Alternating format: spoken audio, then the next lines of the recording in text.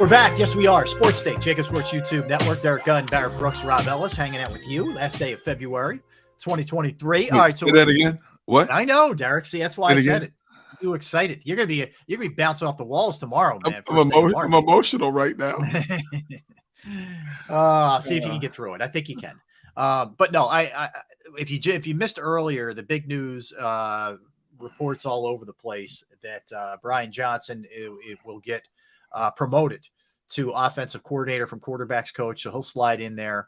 It looks like Sean Desai has emerged as the leader in the clubhouse here as the defensive coordinator, but nothing official on that, and no word from the Eagles yet. I believe Howie speaks at 2 p.m. So if we get any kind of updates, then we will pass that along a little less than an hour from now. We'll let you know what they had to say out there at the combine, which is underway, guys. So we'll get the combine underway, and we're 2 weeks from tomorrow. Free agency starts. We're already in the franchise transition tag period right now, where you can lock a guy down. And the Commanders, did that, and we'll talk about who they did that with in a little bit. But this one perplexed me. I got to be honest with you. Michael Clay has reportedly gotten a contract extension and a raise. Not only did he survive this year, but he got a raise and an extension. What am I missing? Don't get me started, man. I'm not saying anything. I'm not saying a word. It makes no sense to me. You get paid for performance. So that performance garnered him to get a raise and an extension? Are you kidding me? That was utterly, truly trash what I saw from a special team standpoint. I thought he did a fine job. Stop. Derek.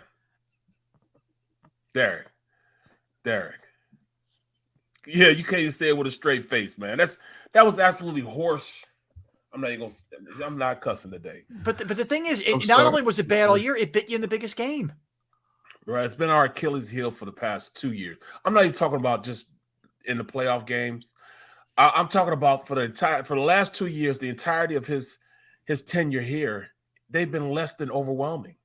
They've been less than I've seen in special teams in so long. And I guess I was just spoiled from what I had from the previous guy. You know what I'm saying? Maybe that's what it was. Yeah. But I don't understand why are we still letting this guy stick around like this. You've got to be a motivator of men. And I don't think he motivated that defense, the special teams good enough to help the defense or the offense. I mean, he never flipped the field. He never gave us, return yardage.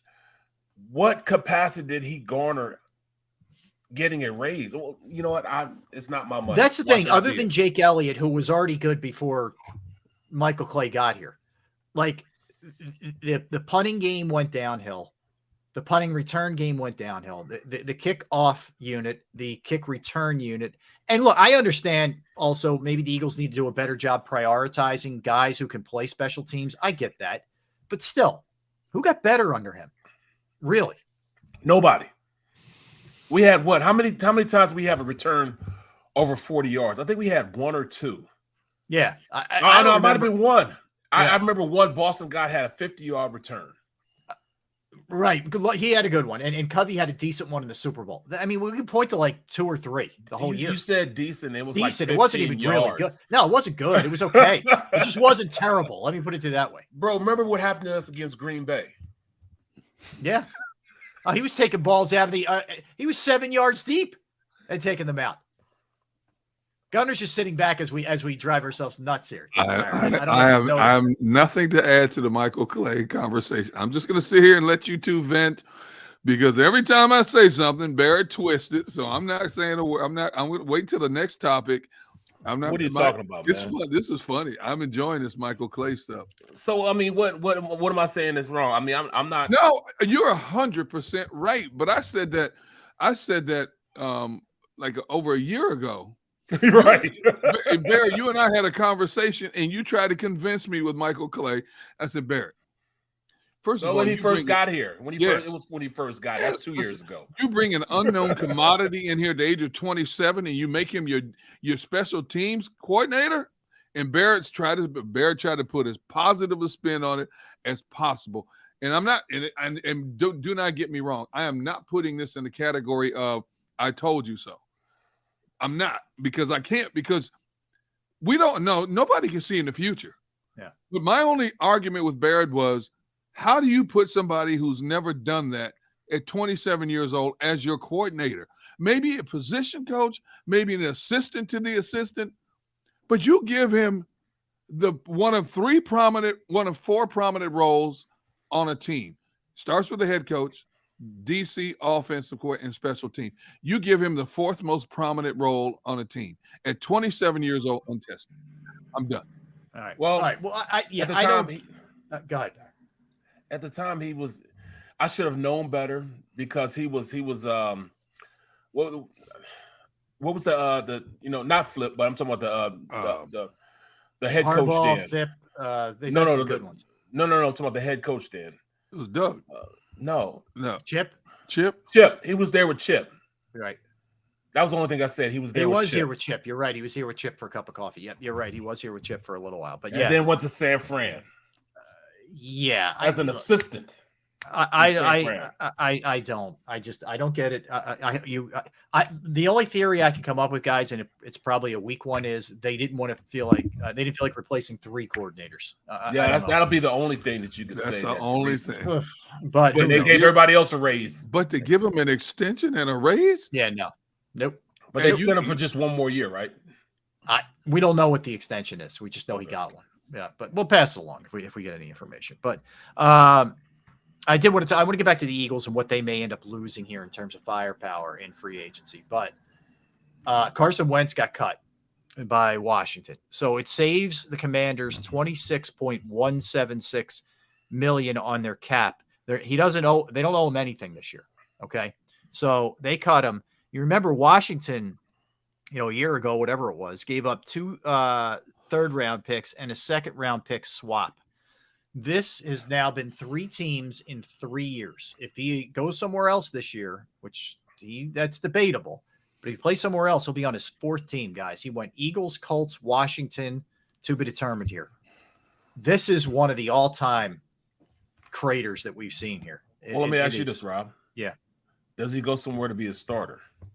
No. Not my heck no. Heck no. If any team would bring him in with the thought that he could be a starter, they are beyond inept and don't belong in the NFL. The only way he's a starter to me, he goes to Houston. Houston drafts C.J. Stroud, Bryce Young, whoever they draft, and he is specifically told, you may start game one, but it might be your only game you start until we're ready to put this kid in here. You may start 2 or 3 games. That's the only way you start. That's it. Yeah, that's it. Plain and simple. I don't think that's not crazy, Derek. But the intent is not him even for the entire season. It's just buy us a little bit of time till we feel like this kid's ready to roll. He's a cat. He has 6 more lives left. you know what I'm saying? He's lost 3 of those lives. He's got 6 lives left. I bet he goes somewhere. He's a rich man version of Chase Daniels. Yeah, very rich. He's gonna bounce around and make way more money than Chase did for doing less. Yeah. What happened to him since 2017? I didn't think it would be possible for anybody to finesse the league like he finessed the league. I mean, he really finessed me. He he signed that big deal and was like, you know what? Do whatever you want to do to me. I don't give a damn. That's why I would worry about him. I don't know where his headspace is. The answer is, Derek, this is just my guess, my hypothesis here. I think the injuries took away some of the just innate, insane athleticism that the guy had. And the plays that he was able to make back then, he's not able to make anymore. I think that's one part. The other part is he's a stubborn, know-it-all type of guy who doesn't take the coaching or criticism very well and is insecure enough to lose his mind because they drafted Hurts. I don't want that guy around my young players. I don't want him around. That's just me. XFL, look at Ramos 209. XFL MVP. Here's the problem with that. It's It's funny, Ramos. That's a good one. He's made too much money, I think, to bounce around in an XFL. He'll No never question. play in XFL. No. Now, I never thought I would do this, but I'm going to add this to the equation. Look at what happened to Wentz after he injured his knee in 2017. 2018 and 19, I don't know how or why, but both seasons, the offensive line was decimated with injuries. Okay. Then the stuff started coming out about him being a rebel, got him out of here. Goes to Indianapolis. They have no wide receivers. Offensive line gets banged up. The best part of Indianapolis' offensive line, offense was handing the ball off to Jonathan Taylor. Then he goes to Washington. Offensive line is a mess and got his brains beat out. That dude might be gunshot. Think about it. How many consecutive years in a row he played under center for offensive lines that were a hot mess? That's the only out I'm giving Carson Wentz. The only out. I think it's something deeper than that. Like I said, Tone just brought up to me. I can remember being in the locker room with him, and I would go over just to talk to him, and he had no rap for me. I look him eye to eye. I'm trying to look at him eye to eye, and he would not make eye contact with me. I just heard your reputation. Well, what reputation is that? How you threaten people and. Who did I threaten? I didn't threaten anybody. Well, you've admitted yourself. Let's see. There's producers. You threatened You've threatened D-Gun a couple of times. You threatened me with telling information to my family. You tried to blackmail me several times. So maybe you heard about your reputation. Oh, jeez. No, D-Gun.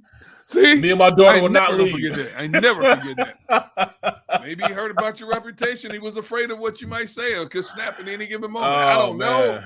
I just think, while this isn't everybody, he certainly had friends. Don't get me wrong. But there was definitely a disconnect where he was not a full uniter of a locker room. He had his guys. Jordan Matthews was one of his guys. Yep. Zach Ertz. I know he and Fletcher were close, which is a weird one, but they were. He and Ertz started out as friends. Oh, that kind of fizzled. At the end, it got rocky because remember, Ertz wanted him to go in and go in for and be like, hey, come on, get my guy here. Mm-hmm. And he wouldn't go to bat for him. Yep. So Ertz was pissed off that he wouldn't go. Here, I'm your boy. You're not gonna go to bat for me. Right. That makes sense. It's been one of the. It does look very similar to the fall of Ben Simmons. Ben hasn't moved around as much, but in terms of play falling off and becoming almost unplayable, there are definitely parallels with those two. There is no question about it with both of those guys, and questions about their attitude as well come into play for both guys, for sure. All right, so enough Wentz for a minute. Look, we talked about this a little bit earlier, but let's stay specific to the defensive side of the ball. Barrett, I'll start with you on this one. And Gunnar, tell me where you fall on this too. But we could be looking at a departure of Hargrave, C.J. Gardner-Johnson, Fletcher Cox,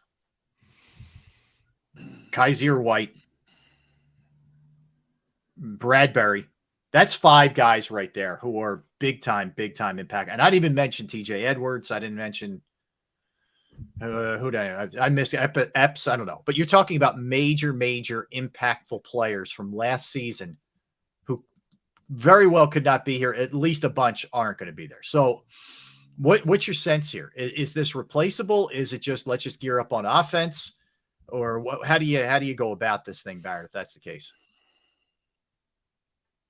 They're going to have to go out and get some players on the defensive side of the ball, to go out there and compete. Yes, they have some young guys that'll fill a couple of positions, but it's imperative that they go out to free agency and bring some guys in, and they'll be able to do it. Like I said, Jalen Hurts' deal will be an extension, so they'll have ample money to go out there and really negotiate. So the way things are going to go, this is going to be, go all in and win it this year type of season.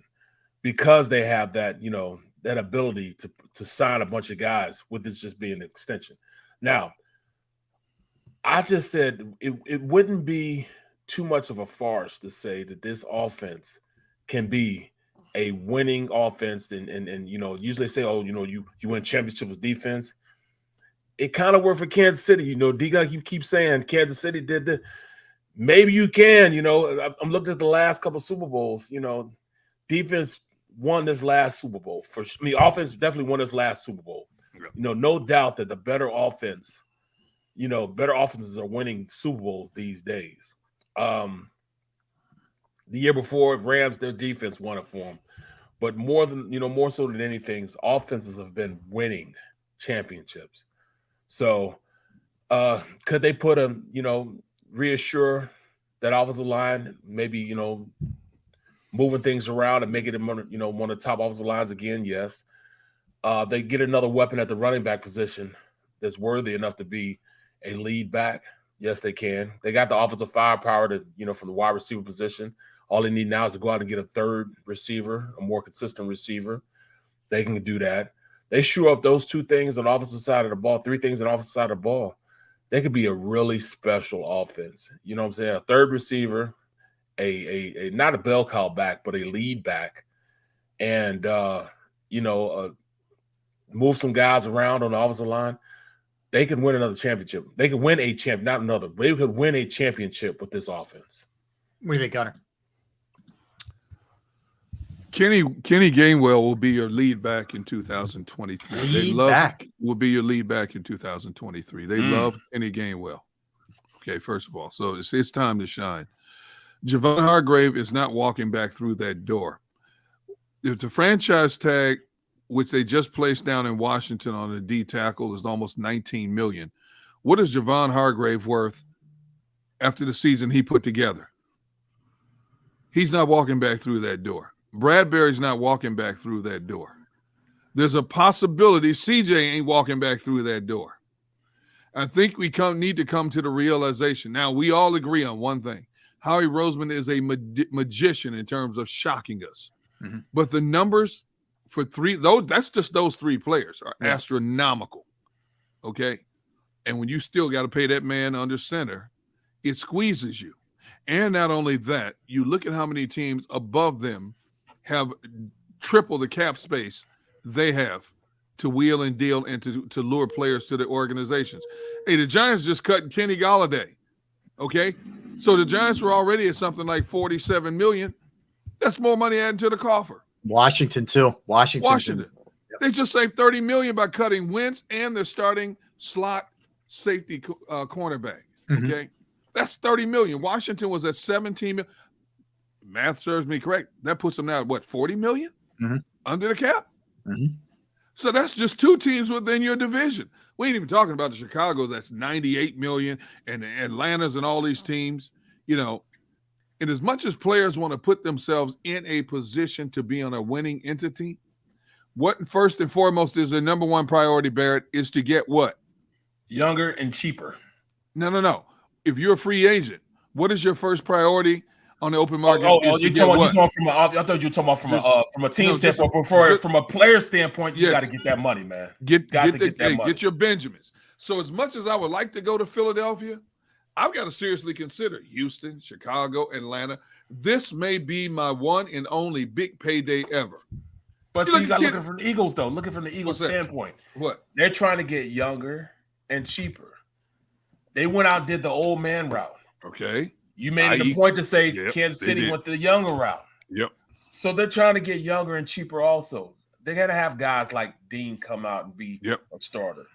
Davis is going to come out and be a starter. Yeah. Of course, you'll see that. Yep. But other than that, where else? I mean, just like you said, a cornerback position. Slay, elder statesman. We got a young guy leaving in Epps. CJ GJ, you got to pay him in order for him to stay. We keep talking about BG will come back for, a lower amount of money. I don't even know if that's going to happen now. There's going to be several teams that are going to pay him for his services because he got better. He had the best season he's ever had this year with less reps, more production. Mm-hmm. So, that's why I answered the way I answered, because I really think that this organization is going to go younger. Well, let me put it in perspective for a minute. Just for example, what Hargrave's probably going to get. Okay. So Washington put a franchise tag on Daron Payne. All right. Now he had 11.5 sacks. So in terms of production, very close to what Javon Hargrave. Now Hargrave's older. Okay. But similar production. He got 18.9. That's what he'll get on the tag. Right. which is about what the average is, which is about what Hargrave's going to get. Yep. The Eagles can't pay nearly $19 million to Javon Hargrave, not after the Hurts deal. Nope. And if I'm Javon, hey, look, I did at my age exactly what that younger dude did, which shows you I still got a lot of gas in the tank. What do you want to pay me? He's like 30 years old. What do you want to pay me? What do you want to pay me? And what is paying? 26? This is his first. He's off of his first deal, so I'm going to say so maybe 26, 25ish. Yeah. Okay, so I did what a guy 5 years younger than me did. What do you want to pay me? What do you want to pay me? Hey, Philly, I love the time I was here, but I got to go. Yeah, he'll be 26 in May. Got to go. Yeah, he's what got 4 or 5 years. On. Yeah. Deron Payne. He's only how old? He's only 26. He'll be 27 in May. Wow. He's going to get, so they tagged him with the hope of you can still negotiate with him and get a deal done. Wow. But yeah. 26 years old. I thought he was older than that. This is his 4th year in the league, too. 26. Pro Bowler this past year. Yep. He got a franchise tag. Alabama, man. Yeah. 19 million franchise tag at 26. Yeah, you got to be more careful. So that's the point. It's like, okay, so then they're going to look at CJGJ with 6 interceptions, and not to mention the other stuff that he did. That's in limited games because he got hurt. Are there safeties that are going to get paid more than him out there? I mean, I know Jesse Bates. People are a big fan of Jesse Bates, maybe, but he's at least top 3. So you talk about guys like we put a list together yesterday. We talked about the list from the NFL Network about it when I know you were off, but in the top 10, the Eagles had 3 just free agents on the open market. Yep. That's of every position, bro. We're looking at. All right. Let's just look at the roster and see how many guys are the tops at their position on the roster. Look at it. CJGJ. Probably, you would say he's probably the top safety right now. Him and Bates are the top. Yeah, I would say so. Off the top of my head, yeah. You got a guy that's a center field guy, then you have a Swiss Army knife, a jack of all trades with CJGJ. So, it depends on, what your flavor is for a team. Right. Then you go to Hargrave. Trying to think who's left on the market. That's why they franchise tagged, Payne. He's going to be the top guy in free agency right now as far as defensive lineman with 10 sacks or more in free agency. Then you got to go to, defensive backs. James Bradbury is the number 1 corner on free agency right now. You would have to say that, right? He'd have to be the number 1 corner. Yeah, the only thing hurting him maybe is age, right? Maybe that's what you count against him because he's 30-ish. He's in the 30 range. That's it. And then you got Isaac Seumalo. No question, he's one of the top guards in free agency. He will be top money, and he's the starter the entire year. Played the entire year. Didn't miss a snap the entire year. Went to Stoutland University for the past 4 years. He will garner top money in free agency. Oh, another guy that's on that list, but he didn't play that much this year, will probably get big V money. Andre Dillard. He'll get at the very least, 6 or 7 mil a year from a team. He will. You're right. Because he went to Stoutland University. And we don't talk about him, No, we don't. Yeah. Here's a starting quality offensive tackle in the league. He's going to get pizzade.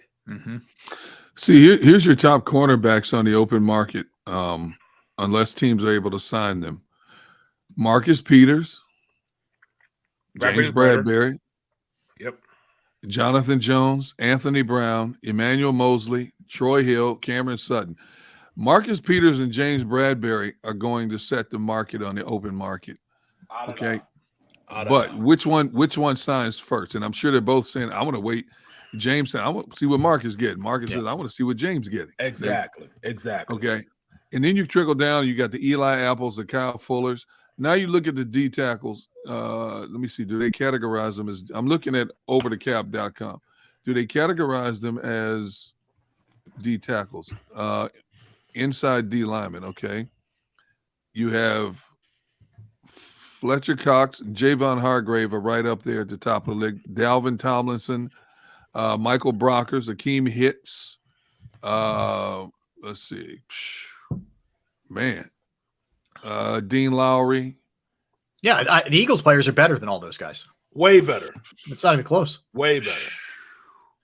See, yeah, so, this is going to be rebuild strong. I'm not going to go as far as say rebuild, but retweak on the defensive side heavy. The good news is you have Reddick back, you have Sweat back, you have some guys who can get after the quarterback that are still there.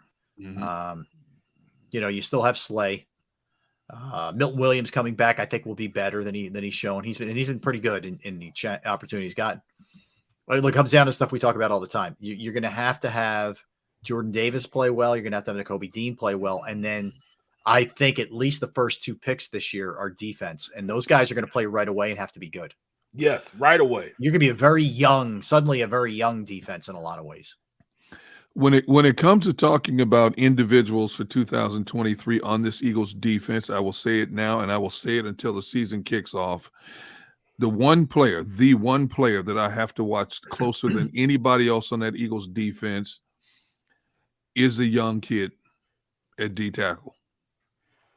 First and foremost, I still cannot get out of that image out of my mind. The snaps that he played against Kansas City in the Super Bowl, how easily they moved him off the ball. Jordan Davis.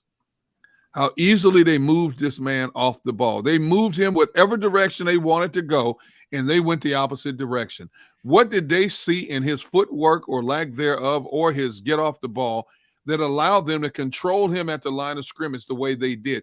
And whether he was in on a 4-man front or a 5-man front, he had no impact the entire game. Not one play. Barry, I've watched the game twice. How many times have you watched the game, Barry? About 4 times. Did you hear Jordan Davis's name called one time in the biggest game of the season? Not one. And it wasn't like they game planned him either. They just basically they didn't single block him, but they double teamed him and took him wherever he needed to go. He couldn't get down. He was playing too high. And that's all I can't say anything, but he definitely didn't play the game I thought he was going to be able to play. Yeah, I'd be lying if I said I wasn't a little concerned. And it's I'm not going to go overboard because in fairness to him, he didn't play enough to really get into a big rhythm and put up big numbers. So, but I wish I saw more at the end of the year when he got opportunities than we did. When you see a body that big and supposedly that athletic, even though he had limited plays, how many times have we seen a big body like that split the gap at least once a game? Mm-hmm. Yep.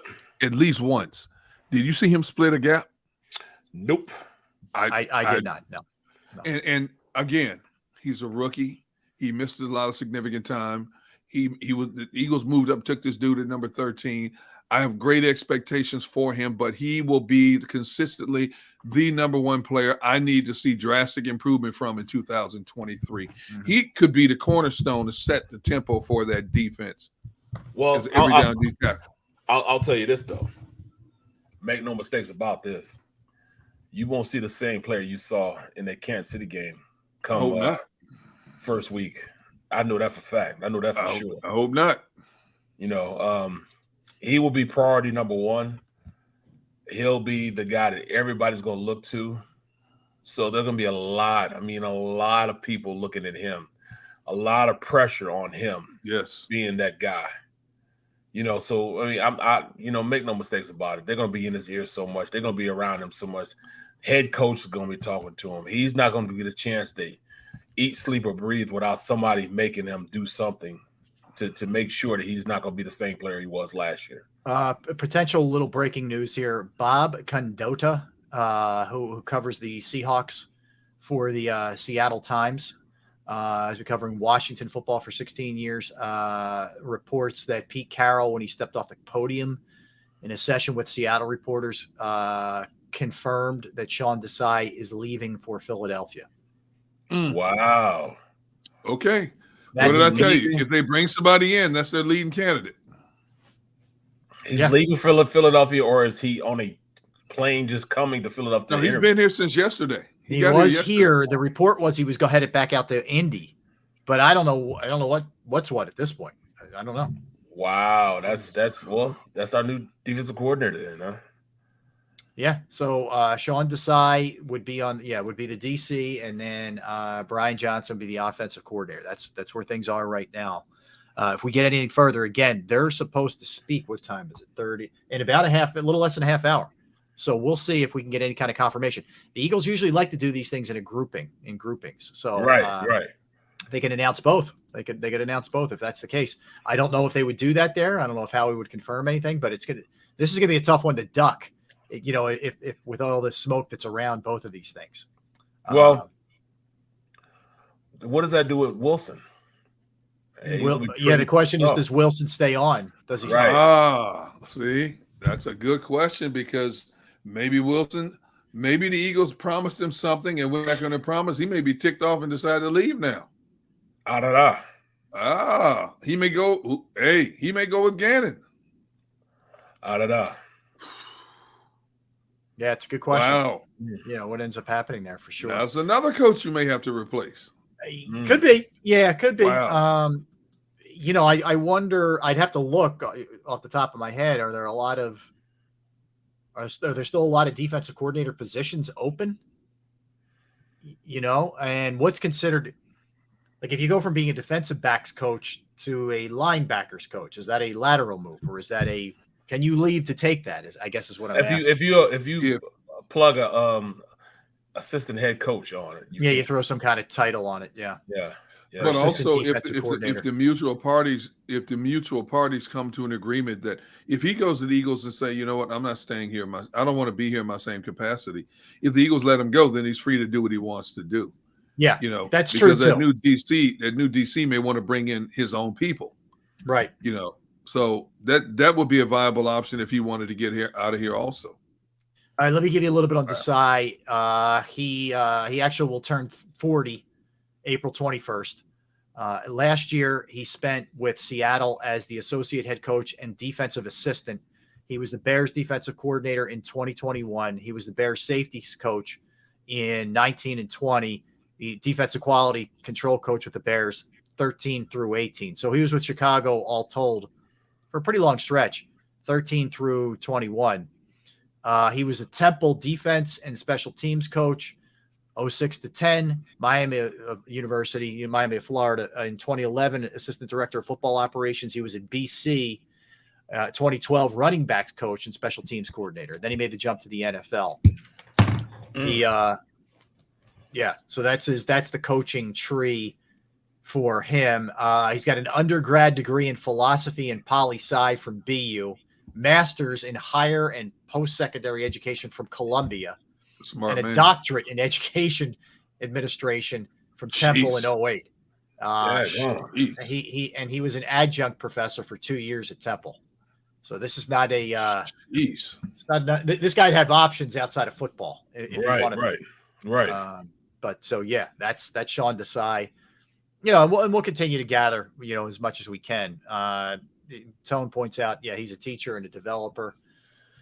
For sure, he certainly has there is a high opinion of him around the league. And I'm not just saying that because the Eagles hired him. There was a lot of people with respect for him, and Pete Carroll gushed about the guy when he as the podium a little bit earlier today. Couldn't say enough things about him. So that's it. That's all we got on him. But if we get anything further, find out.